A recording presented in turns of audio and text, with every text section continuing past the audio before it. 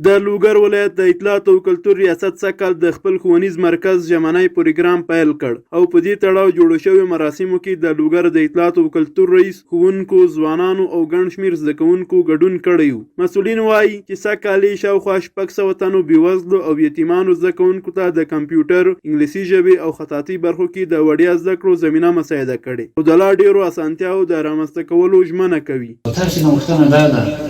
چې دلته موږ استادان استخدام کړي دي، ګمارلي مو دي، زموږ د مدیر صاحبانو او امیر صاحبانو شپه ورځ تاسې په خدمت کې دي. زموږ دا محافظین چې دي دغه تالار ده، که دا کتابخانه ده، که دا څومره دغه درسي مواد چې دلته موجود دي، دا ټول تاسې په خدمت کې دي. لوګر په سطحه همدا اوس لوګر اطلاعات او کلتور ښوونیز مرکز تر 500 زیات شاګردان لري چې دا د لوګر په سطحه فکر نه کوم چې نور کورسونو کې دومره شاګردان جذب شوي.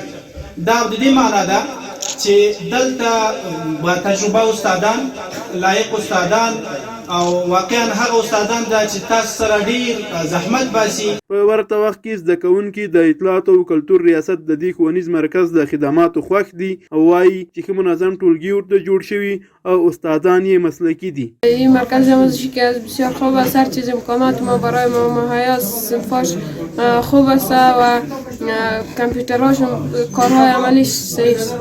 موږ الحمدلله د لوګر ولایت د اطلاعات او کلتور د کوم آموزشي مرکز دی څخه موږ کمال خوشاله یو ځکه چې دلته موږ ته 100% هغه کوم امکانات چې د هغه برابر کړي دي، هغه کتابونه دي، که کمپیوټر دی، همدارنګه که مجرب استادان دي، موږ ټول دغه کوم مواد چې د هغه موږ ته برابر کړي دي. نو موږ له د اطلاعات فرهنګ او آموزشي مرکز څخه خوشاله یو. دا ویلو ده چې د لوګر د اطلاعات او کلتور ریاست له دې وړاندې هم زرګونه زده کوونکي له یاد ښوونیز مرکزه ټولنې ته د خدمت په موخه وړاندې کړي دي.